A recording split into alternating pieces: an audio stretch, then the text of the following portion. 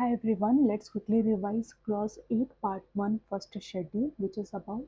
a member in practice shall be deemed to be guilty of professional misconduct यदि इसने कोई engagement accept किया है without first communicating with the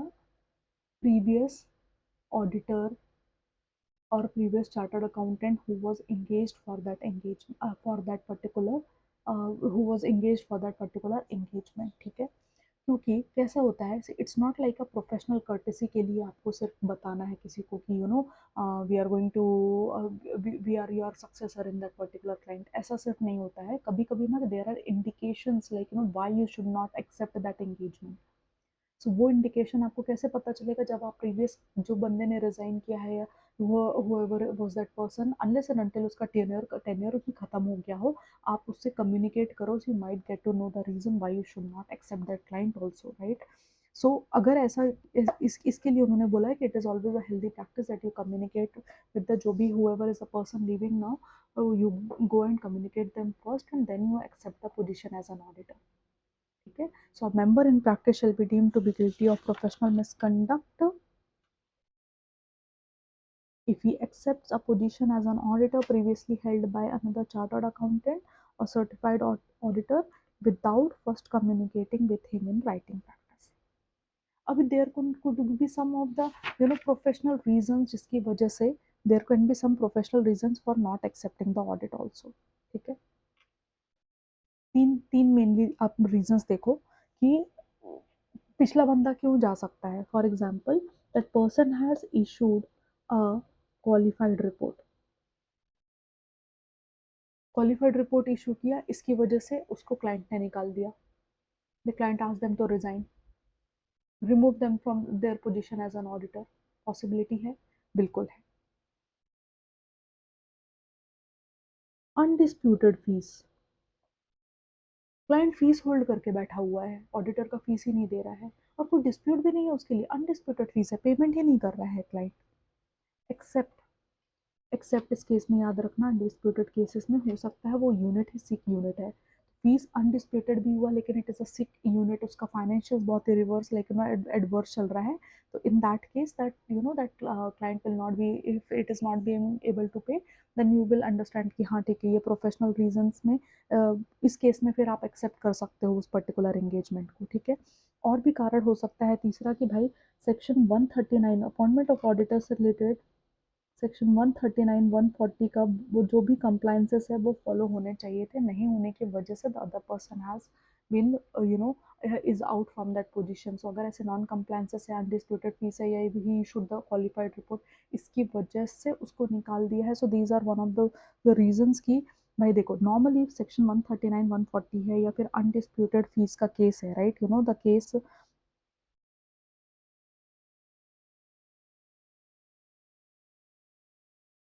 हाँ, specially ये दो केसेस मतलब,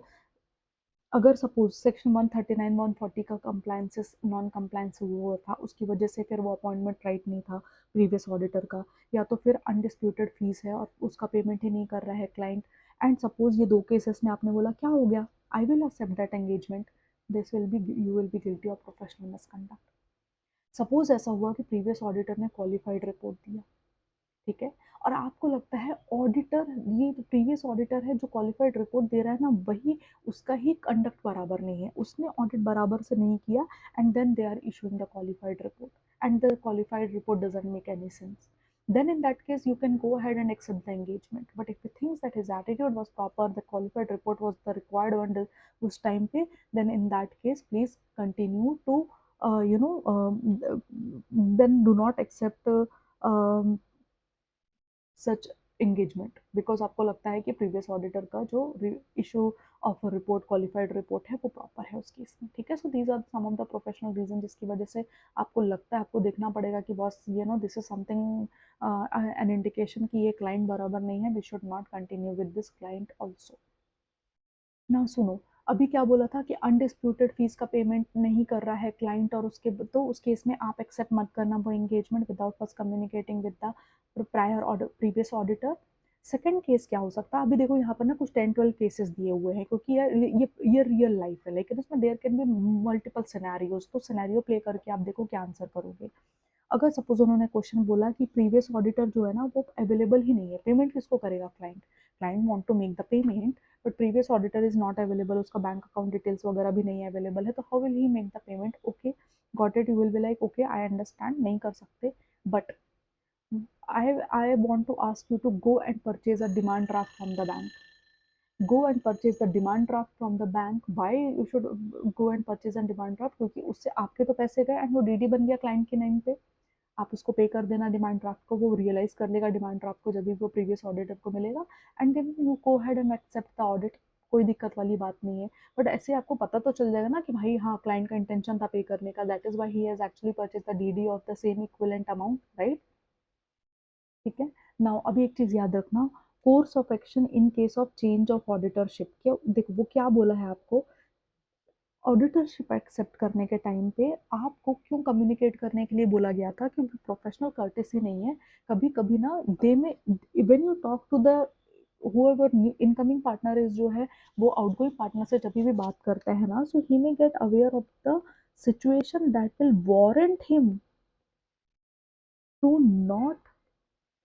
एक्सेप्ट द ऑडिट। ऐसे सिचुएशंस आपको उसका वारंट मतलब you know it will warrant you, it will make you aware कि बॉस नहीं अलर्ट कर देगा आपको, you should not accept such audit इस केस में, राइट? ऐसे क्या बोलता है एक और फर्दर उन्होंने बोला कि ठीक है अगर ऐसा है हमने कम्युनिकेट करने के लिए बोला है, तो कम्युनिकेट कर जब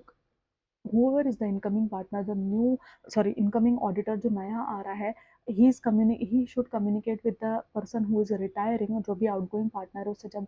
auditor से है जब बात कर रहा है, तो it is the duty of the retiring auditor to give him or to disclose him the facts why the incoming auditor should not accept that engagement। ऐसा कुछ भी है जो उस क्लाइंट प्लेस पर है जो उसको लगता है कि बता देना चाहिए इनकमिंग ऑडिटर को, क्योंकि वो that will make him alert कि boss why he should not accept that engagement, it is the duty of the retiring auditor to disclose all that information to the incoming partner।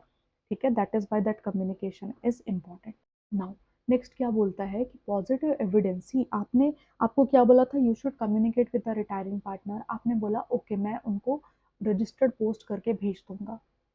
Registered post, आप post office गए, आपने बढ़िया से उसको करके letter भेज दिया, कोई एक्नॉलेजमेंट चाहिए कुछ चाहिए नहीं, आपने सिर्फ अपना लेटर पोस्ट कर दिया, चलेगा क्या ऐसे कम्युनिकेशन? Absolutely not.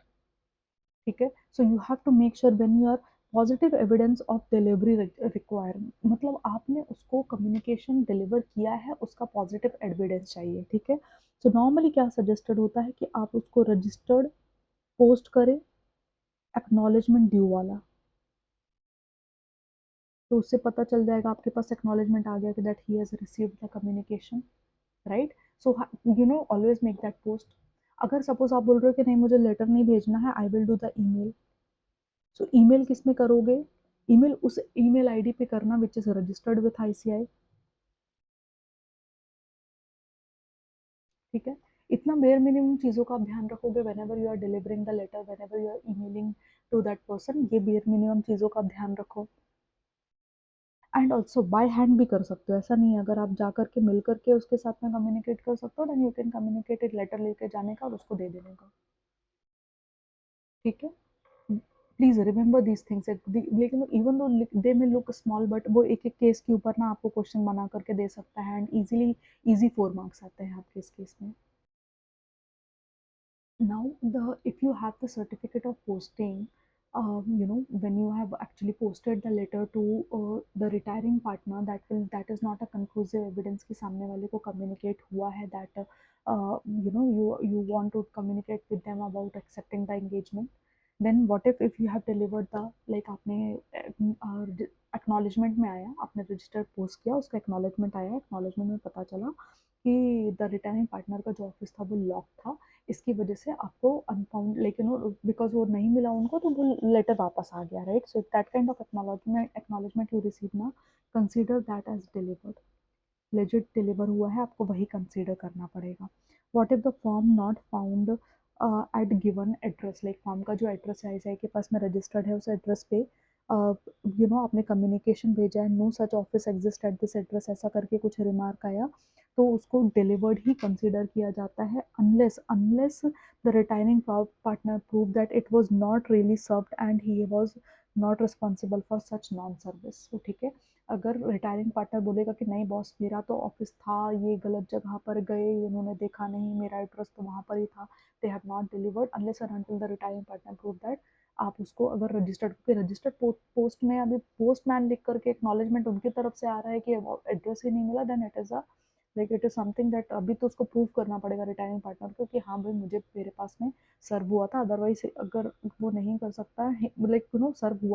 सर्व नहीं हुआ था, even though my office was there and he can file the complaint against you, for the professional misconduct.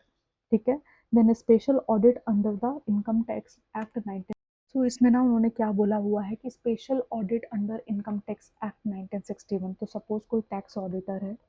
जिसको स्पेशल ऑडिट करने के लिए काफ़ी कंपनी ने अपॉइंट किया हुआ है, तो बेटर होगा ना कि we can communicate with the statutory auditor of the company कि यार I been appointed to do the special audit of this client, so they want to communicate with the statutory auditor, this is recommended, लेकिन कुछ चीज़ें mandatory होती है, this is recommendatory, so they are saying that it will be a really healthy practice if a tax auditor of the company can communicate with the if they are being appointed for any special audit, they are communicating with the stat auditor of that company। ठीक है, लेकिन एक चीज़ याद रखो, communication is required for all kind of audit. अगर वो audit एक chartered accountant ने किया है, 100% उस केस में कम्युनिकेशन रिक्वायर्ड होता है, बट सपोज कोई एंगेजमेंट है जो अदर देन चार्टर्ड अकाउंटेंट, मतलब all kind of audit, like for example internal audit किया है, इंटरनल ऑडिट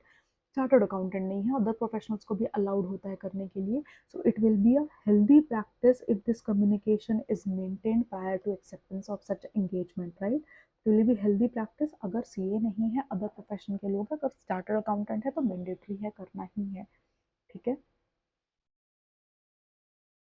थोड़ा सा कंफ्यूजन। पॉइंट 9 में क्या बोला, पॉइंट सॉरी 10 में क्या 11 में क्या बोला कि देखो कोई भी टाइप का ऑडिट हो, जीएसटी ऑडिट हो, टैक्स ऑडिट हो, ये कुछ भी ऑडिट हो, इस केस में मैंडेटरी है कम्युनिकेट करने का। लेकिन सपोज कुछ ऐसा असाइनमेंट है, मतलब जहाँ पर आप क्या है, कोई अलग असाइनमेंट है जो कि किसी सीए ने किया है, तो उस केस में मैंडेटरी है, बाकी केस में रिकमेंडेटरी है, कम्युनिकेट करेंगे तो हेल्दी प्रैक्टिस रहेगा। लेकिन जहाँ पर भी कोई भी ऑडिट है, वो कोई भी जीएसटी ऑडिट होने दो, टैक्स ऑडिट होने दो, स्टार्ट ऑडिट होने दो, इंटरनल ऑडिट होने दो, अदर चार्टर्ड अकाउंटेंट, कंपलसरी उस केस में कम्युनिकेशन रिक्वायर्ड होता ही है। ठीक है, now the last one is the 14th case, मतलब सॉरी केस नंबर 13। 13 क्या बोलता है, lack in time in acceptance of government audit, मतलब टाइम की कमी है और गवर्नमेंट ऑडिट एक्सेप्ट करना है, तो उस केस में क्या करेंगे।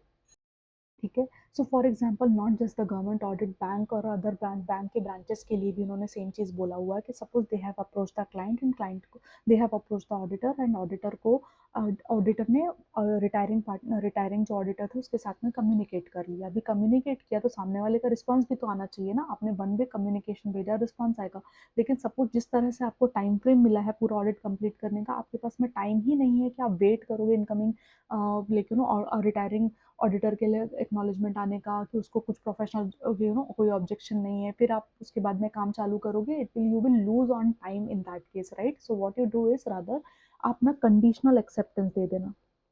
आप कंडीशनल एक्सेप्टेंस ये बोल करके देना कि I am accepting this, but if I'll see if the whenever the income retiring partner sends the communication back, there should not be any objection taken by him on that part, so that on that condition I am accepting the engagement, and then you can start working on that particular audit, right। so make sense, please ये 12-13 cases है of clause 8 part 1 first schedule, ये आप अच्छे से करके जाओ, क्योंकि वो देखो ऊपर वाला हिस्सा ये जो पिंक मार्क किया हुआ है ये तो पूरा एज इट इज आना ही चाहिए, लाइक सॉरी जितना पिंक है यहाँ तक ये आपको आना चाहिए। फिर उसके बाद में पॉइंट 1 से लेके पॉइंट 13 तक आपके क्या दिए हुए हैं, वहाँ पर कुछ स्पेशल केसेस दिए हुए हैं, वो स्पेशल केसेस को ध्यान रखना, अनडिस्प्यूटेड फीस में क्या है, fees pending due to non availability क्या है, देन कोर्स ऑफ एक्शन क्या होता है, कम्युनिकेट क्यों करना चाहिए, and everything, all this point लिखना, दिस 13 पॉइंट्स प्लीज रिमेंबर, क्योंकि उसमें से किसी एक के ऊपर क्वेश्चन आ जाएगा, आपकी इजी 4 मार्क्स है उस केस में। ठीक है।